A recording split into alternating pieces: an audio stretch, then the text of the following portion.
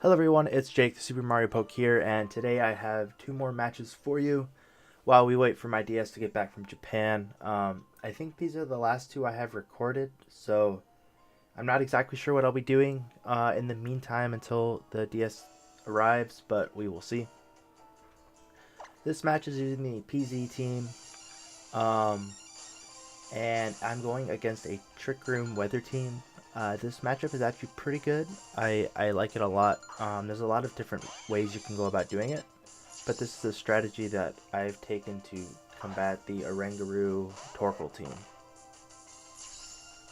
Um, Basically, Oranguru sets up Trick Room, and then Torkoal has Stab Eruption in the Sun with its Drought ability, and then Oranguru will use its signature move Instruct, which will allow Torkoal to attack twice, and it's pretty scary. So I'm just going to set up the Z move, get my +1s across the board,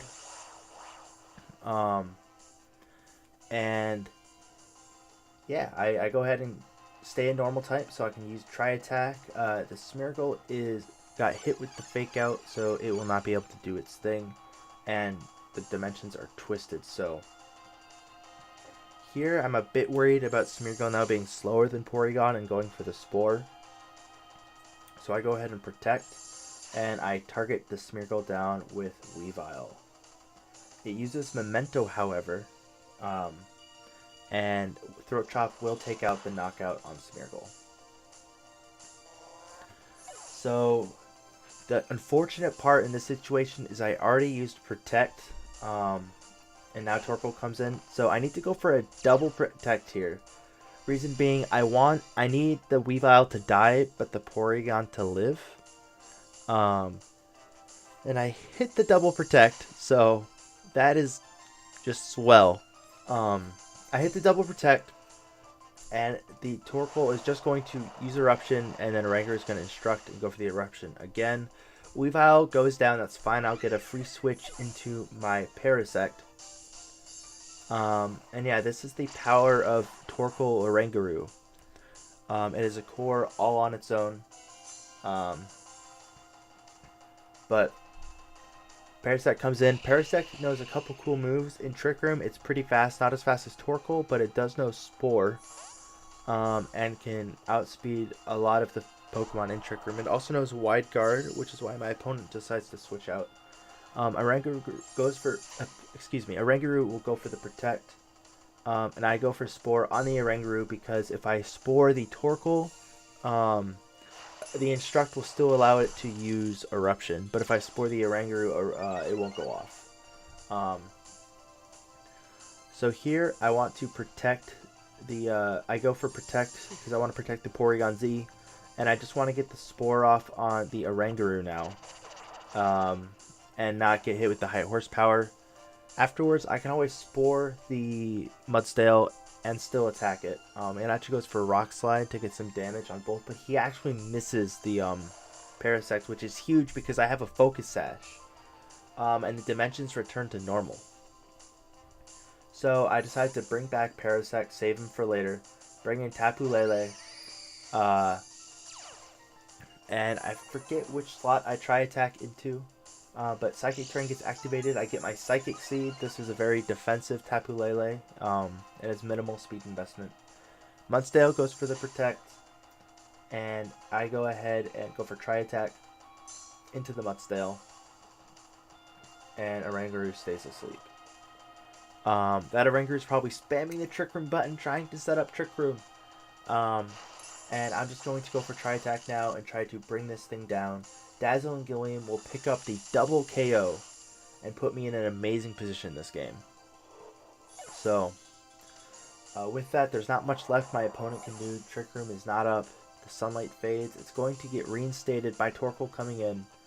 But a lone Torkoal outside of Trick Room will not be doing much, even at full HP, because it's not going to stay that way.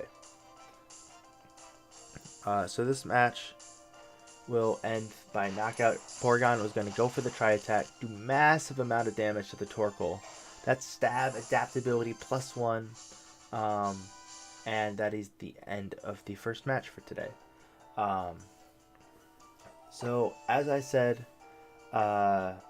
DS is in Japan right now getting worked on. Hopefully I get it back soon. If you guys have any suggestions on what you'd like to see, let me know. I can go over maybe some TCG stuff, or I can even just go over some make some set videos for you guys. That could work. Maybe just do a couple battles on Showdown with a new team. And in the meantime, I'm just trading a lot of Pokemon. I have a old DS that I'm using. Unfortunately, none of my battles are saved on there, and I can't. As I said before, I can't go on the ladder due to it would reset my ranking. So I'm just trading up some stuff. But I'll go ahead and show you guys some stuff on Showdown next week, and until I get my DS back. It should come back sometime next week or early the week after. Um, we'll just have to see how long it'll take. But for the second battle, I'm going against a Hail team. So first the Sun, now the Hail, and this time I lead off. So I've had struggles with Hail in the past with this team, but I've tried to find a new way to combat it. My current iteration, the team does not have Nihilego. I've gotten rid of that Pokemon. It works pretty well, but there's other Pokemon that fit the team a bit better, in my opinion. So against Hail, I've been struggling. Slush Rush is pretty good, but I decided to lead off with Arcanine in an attempt to deal with Sandslash, and he does lead with the Sandslash. And a lot of Ninetales run Focus Sash. Some run Light Clay, some run a Z move, but most of it is all Focus Sash. So I have a couple options here. I can go for Intimidate. I can go for Snarl. I can protect the Porygon. I can set up the Z move. I decided to protect the Porygon because I'm worried about a double target. And Sandslash does go for the Rock Slide.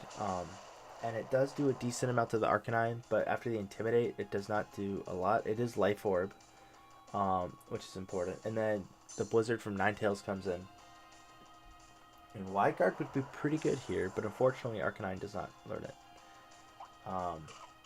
It does activate the Citrus Berry, get a nice amount of health back, and I go for the Will-O-Wisp. It does land onto the Sandslash, and now I feel safe in.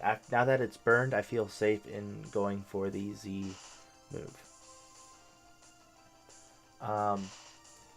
So this team, I've been playing with it a lot. I took it to a Premier Challenge. I might bring it to the next one I go to. I might bring a new team, but I went to the Liberty Garden Premier event in Brooklyn, New York, and it's pretty fun.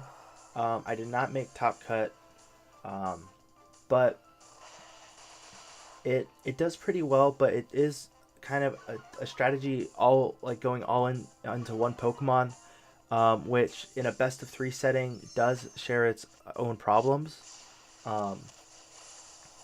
So I'm not sure if I would recommend this if you're planning to go to a large event, as it can also be unreliable. Things can happen. There's certain things that just kind of not beat you, but throw you off kilter, and that can be detrimental. You're also punished a lot by if you bring the wrong 4 Pokemon, because almost every time you're bringing Porygon Z, that every other Pokemon you bring matters so much more.